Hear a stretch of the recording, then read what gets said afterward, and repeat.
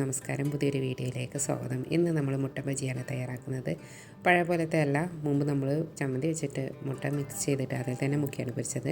ഇത് അതിൽ നിന്നും വ്യത്യസ്തമായിട്ടാണ് ചെയ്യുന്നത്. ഫില്ലിങ്ങും മാവൊക്കെ വ്യത്യാസമുണ്ട്. അപ്പോൾ അതിൻ്റെ ഡീറ്റെയിൽ ആയിട്ടുള്ള വീഡിയോയിലേക്ക് പോകാം. കുറച്ച് മുട്ട ഞാനിവിടെ പുഴുങ്ങാനായിട്ട് ഒരു കുക്കറിലേക്ക് ഇട്ട് കൊടുക്കുന്നുണ്ട്.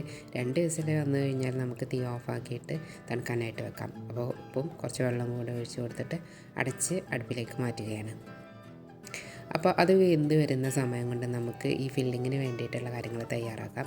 ഒരു 4 ഉള്ളിയും ഒരു തക്കാളിയും അരിഞ്ഞെടുത്തിട്ടുണ്ട്. ഇനി ഒരു പാൻ വെച്ച് ചൂടാക്കുമ്പോൾ അതിലേക്ക് വെളിച്ചെണ്ണ ഒഴിച്ച് കൊടുത്തിട്ട് സവാള ചേർത്ത് കൊടുക്കാം. ഉപ്പ് ചേർത്തിട്ട് ഒരു പകുതി വേവാകുന്നത് വരെ വഴറ്റിയെടുക്കാം. ആ ഒരു സമയം കൊണ്ട് നമുക്ക് ഇതിലേക്ക് വേണ്ട പച്ചമുളക്, കറിവേപ്പില, ഇഞ്ചി, വെളുത്തുള്ളി എന്നിവ ഒരു മിക്സി ജാറിലിട്ടിട്ട് പൊടിച്ചെടുക്കാം. ഈ പൊടിച്ചെടുത്തതിനെ കൂടി പകുതി വേവായ സവാളയിലേക്ക് ചേർത്ത് കൊടുത്തിട്ട് മിക്സ് ചെയ്യാം. ഈ പൊടിച്ചെടുത്തതിൻ്റെ പച്ചമണം ഒന്ന് മാറുന്നത് വരെ ഇങ്ങനെ ഇളക്കി യോജിപ്പിച്ച് കൊടുത്താൽ മതി. ഇനി നടുക്കൊരു ഭാഗം ഉണ്ടാക്കിയിട്ട് അതിലേക്ക് തക്കാളി ചേർത്ത് കൊടുക്കാം. തക്കാളി ഒന്ന് ചൂടായി വന്നതിന് ശേഷം ഉള്ളിയുമായിട്ട് യോജിപ്പിച്ച് കൊടുക്കാം. ഇനി തക്കാളി മാഷായി വരുന്നത് വരെ അടച്ചു വെച്ചിട്ട് ചെറിയ തീയിൽ വേവിക്കാം. ആ ഒരു സമയം കൊണ്ട് നമുക്കിതിലേക്ക് ചേർക്കാനുള്ള മല്ലിയില അരിഞ്ഞെടുക്കാം. ചെറുതീയിൽ വേവാനായി വെച്ച തക്കാളിയെ ഞാൻ നന്നായിട്ടൊന്ന് ഉടച്ച് ഇതിനോട് ചേർത്ത് കൊടുക്കുന്നുണ്ട്. ഇനി ഉപ്പും എരിവും നോക്കിയിട്ട് വേണമെങ്കിൽ മുളക് പൊടിയും പിന്നെ മഞ്ഞളും ഗരം മസാലയും ചേർത്ത് കൊടുക്കാം. കുറച്ച് ഉപ്പ് മുന്തി നിന്നാലും കുഴപ്പമില്ല. നമ്മളിത് മുട്ടയുടെ മഞ്ഞക്കരുമായിട്ട് മിക്സ് ചെയ്തെടുക്കാനുള്ളതാണ്. അപ്പോൾ ഞാൻ കുറച്ചുകൂടെ ഉപ്പ് ചേർത്തിട്ട് ഇതിൻ്റെ പച്ചമണമൊന്ന് മാറുമ്പോൾ തീ ഓഫാക്കി കൊടുത്തിട്ട് മല്ലിയില കൂടി ചേർത്ത് ഇളക്കി വെക്കുന്നുണ്ട്. ഇനി ഇതൊന്ന് ചൂടാറി വരട്ടെ. ഇത് ചൂടാറി വരുമ്പോഴേക്ക് നമുക്ക് മാവ് റെഡിയാക്കാം. അതിന് വേണ്ടിയിട്ട് ഞാൻ ഒരു 9 ടേബിൾ സ്പൂണ് ഒരു പാത്രത്തിലേക്ക് എടുക്കുന്നുണ്ട്. 3 ആൾക്ക് വേണ്ടിയിട്ടാണ് ഉണ്ടാക്കുന്നത് കേട്ടോ. അപ്പോൾ എന്തായാലും ഞാൻ ഇതുവരെ പൊടിയായിരുന്നു എടുത്തിരുന്നത്. അപ്പോൾ ഇപ്പം ചിപ്പി തന്നെയാണ് എടുക്കുന്നത്. പൊടി കഴിഞ്ഞു പോയി. അപ്പോൾ ഇതൊന്ന് തൂക്കിയെടുക്കുന്നുണ്ട്. അപ്പോൾ ഇത് തൂക്കി നോക്കിയപ്പോൾ 200 ഗ്രാം ഉണ്ട്. കുഴപ്പമില്ല, നമുക്കിത് 2 ദിവസത്തേക്ക് വേണ്ടിയിട്ട് എടുക്കാം. ഇത് പൊടിച്ചെടുത്ത് വന്നപ്പം അത്യാവശ്യം നല്ലതായിട്ടുണ്ട്. അപ്പോൾ 3 ആൾക്ക് വേണ്ടിയിട്ട് 2 ദിവസത്തിനൊക്കെ ആയിട്ട് എടുക്കുമ്പോൾ ഒരു ദിവസം ഒരു 33 ഗ്രാമൊക്കെ ഈ പൊടിയുടെ അളവ് വരുള്ളൂ. അപ്പോൾ ഇത് കുറച്ച് സമയം എടുക്കും, എന്നാലും നന്നായിട്ട് പൊടിഞ്ഞ് കിട്ടിയിട്ടുണ്ട്. ഞാനിവിടെ സുജാതയുടെ മിക്സി ജാറിലിട്ടിട്ടാണ് പൊടിച്ചെടുത്തത് കേട്ടോ. ഇനി ഇതിലേക്ക് ഒരു 4 ടേബിൾ സ്പൂണ് ഫ്ലാക്സ് സീഡ് കൂടെ പൊടിച്ചെടുക്കുന്നുണ്ട്. ഇത് പൊടിച്ചെടുത്തതിനെ ചിക്പി ഫ്ലോറിലേക്ക് ചേർത്ത് കൊടുക്കാം. 2 കിലോ ഒക്കെ ഉണ്ടെങ്കിൽ ചിക്പി മില്ലിൽ നിന്ന് നാട്ടിലാണെങ്കിലും ഇവിടെ ആണെങ്കിലൊക്കെ പൊടിച്ച് തരും കേട്ടോ. ഇനി കുറച്ച് ഗാർലിക് പൊടിയും ഒരു 3/4 ടേബിൾ സ്പൂണ് മുളക് പൊടിയും 1/2 ടേബിൾ സ്പൂണ് മഞ്ഞളും 3/4 ടേബിൾ സ്പൂണ് മല്ലിയും ഒരു പിഞ്ച് ബേക്കിംഗ് സോഡയും ഉപ്പും ചേർത്തിട്ട് മിക്സ് ചെയ്ത് കൊടുക്കുന്നുണ്ട്. ഇനി ആവശ്യത്തിന് കുറേശ്ശെ വെള്ളം ഒഴിച്ച് കൊടുത്തിട്ട് നമുക്കിതിനെ നല്ലൊരു മാവ് രൂപത്തിൽ കലക്കിയെടുക്കാം.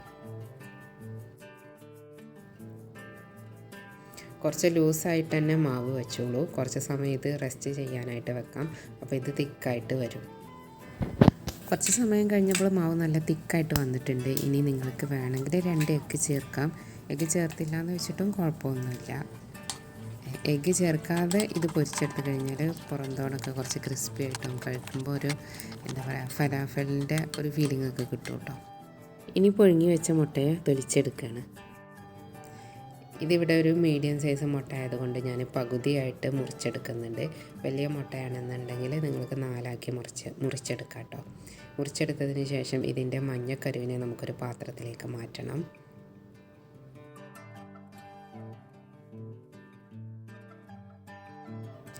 ഈ മഞ്ഞക്കരുവിനെ നമുക്കൊരു സ്പൂൺ കൊണ്ട് നന്നായിട്ട് ഉടച്ചു കൊടുക്കാം. ഇതിലേക്ക് നമ്മൾ നേരത്തെ തയ്യാറാക്കിയ മസാല ചേർത്ത് കൊടുക്കാം. ഞാനൊരു 8-9 സ്പൂണ് മസാല ചേർത്തിട്ട് മിക്സ് ചെയ്തെടുക്കുന്നുണ്ട്. നല്ലൊരു കുഴഞ്ഞു കിട്ടുന്നൊരു പരുവം ആയി കിട്ടിയാൽ മതി. നമുക്കിത് മുട്ടയുടെ വെള്ളം എടുത്തിട്ട് അതിൻ്റെ ഉണ്ണിയെടുത്ത ഭാഗത്തിലേക്ക് വെച്ച് കൊടുക്കാം. ഒരു കൈവിരൽ വെച്ചിട്ട് ഇങ്ങനെ നന്നായിട്ട് യോജിപ്പിച്ചിട്ട് ചേർത്ത് വെച്ച് കൊടുക്കണം. അത് നമ്മൾ മാവിൽ മുക്കിയെടുക്കുമ്പം പൊടിഞ്ഞു പോകരുത് എന്നാണ് ഉദ്ദേശിച്ചത്. അപ്പോൾ എല്ലാതും ഇതേപോലെ ആക്കിയെടുത്തതിന് ശേഷം മാവിൽ മുക്കിയിട്ട് പൊരിക്കാം. 4 മീഡിയം സവാള വെച്ചിട്ടുണ്ടാക്കിയ മസാലയായിരുന്നു. അതിൽ നിന്ന് കുറച്ചെടുത്തിട്ടുള്ളൂ. കുറച്ച് സമയം മാവ് ഇങ്ങനെ ഇരുന്ന് കഴിഞ്ഞാൽ നല്ല കട്ടിയായിട്ട് വരും. അപ്പോൾ ഒരു സ്പൂൺ കൊണ്ടോ കൈ കൊണ്ടോ ഇങ്ങനെ മാവ് ഇതിന് മുകളിലേക്ക് മുക്കിയിട്ട് കൊടുക്കാം. ഇനി ഒരു സ്പൂൺ വെച്ചിട്ടോ കൈ വെച്ചിട്ടോ എണ്ണയിലേക്ക് ഇട്ട് കൊടുക്കാം. മുട്ടയുടെ വെളുത്ത ഭാഗത്ത് ഇങ്ങനെ സ്പൂണിൽ നിന്ന് മാവ് പുറത്ത് പോയിട്ടുണ്ടെങ്കിൽ ചെറുതായിട്ടൊക്കെ അതിലേക്ക് ചേർത്ത് ഊറ്റിച്ച് കൊടുക്കാം കേട്ടോ. അപ്പോൾ എപ്പോഴും സ്പൂൺ കൊണ്ടിടാണ് സേഫ്. കയ്യിലേക്ക് എണ്ണ തെറിക്കാതിരിക്കാൻ എപ്പോഴും അതാണ് നല്ലത്. ഇനി നിങ്ങൾക്ക് ഒന്ന് സൂക്ഷിച്ചിട്ട് വേണം ഇങ്ങനെ മുട്ട വറുത്തെടുക്കാൻ. മേലേക്ക് പൊട്ടിത്തെറിക്കുന്നൊക്കെ ഉണ്ടെങ്കിൽ മാവ് കട്ടിയില്ലാതെ ആകുമ്പം മുട്ടയുടെ മഞ്ഞയാണോ വെള്ളയാണോ എന്നറിയില്ല പൊട്ടിത്തെറിക്കുന്നത്. അങ്ങനത്തെ അനുഭവങ്ങളൊക്കെ പറഞ്ഞു കേൾക്കാം. ഉമ്മ എന്തെങ്കിലും പറഞ്ഞു മുട്ട ഇട്ടപ്പോൾ പൊട്ടിത്തെറിച്ചു എന്ന്. അപ്പോൾ എനിക്ക് തോന്നുന്നു വെള്ളയാണെന്ന്. എനിക്ക് ഇതുവരെ അങ്ങനെ എപ്പോഴും പൊട്ടിത്തെറിച്ച അനുഭവമൊന്നും ഉണ്ടായിട്ടില്ല. ഇതുപോലെ മാവ് മുക്കി വയ്ക്കുമ്പോൾ ചെറുതായിട്ടൊക്കെ വെള്ളം ഇങ്ങനെ കാണാം. പക്ഷേ മഞ്ഞയെ നമ്മൾ നന്നായിട്ട് മാവിൽ കവർ ചെയ്തിരിക്കണം. അപ്പോൾ മുട്ട പൊട്ടിത്തെറിക്കാതെ സൂക്ഷിച്ച് വേണം പൊരിച്ചെടുക്കാൻ കേട്ടോ. അപ്പോൾ ഇതവിടെ നമ്മുടെ ബജി തയ്യാറായിട്ടുണ്ട്. മുട്ട ചമ്മന്തി വെച്ചിട്ട് ഉണ്ടാക്കിയ ബജി പോലെ തന്നെ ഇത് വ്യത്യസ്തമായിട്ടുള്ളൊരു ടേസ്റ്റ് തന്നെയായിരിക്കും. നല്ലൊരു അനുഭവമായിരിക്കും. മുമ്പ് എപ്പോഴോ നമ്മൾ ഗ്രൂപ്പിലുണ്ടായിരുന്ന സമയത്ത് ഡയറ്റ് ഗ്രൂപ്പിൽ നിന്ന് ആരോ ഷെയർ ചെയ്തിട്ടാണ് ഞാനിങ്ങനെ ഒരു റെസിപ്പി അറിഞ്ഞത്. പക്ഷേ ഉണ്ടാക്കി നോക്കുന്നത് ആദ്യമായിട്ടാണ്. മുൻപ് ഉണ്ടാക്കിയതായിട്ട് എൻ്റെ ഓർമ്മയിലില്ല. അപ്പോൾ ഇതാ നോമ്പ് തുറക്കാനായിട്ട് റെഡിയായി. അവക്കാഡോ ജ്യൂസുണ്ട്, മുട്ട ബജിയുണ്ട്, കുറച്ച് ഫ്രൂട്ട്സും എടുത്തിട്ടുണ്ട്. 2 കഷ്ണം ആപ്പിൾ 2 കഷ്ണം ഓറഞ്ചൊക്കെ കഴിക്കും. അപ്പോൾ ഇങ്ങനെയൊക്കെയാണ് നോമ്പ് തുറ. അപ്പോൾ എന്തായാലും ഇതുപോലെ ട്രൈ ചെയ്ത് നോക്കൂ. പുതിയ വീഡിയോയുമായിട്ട് കാണാം.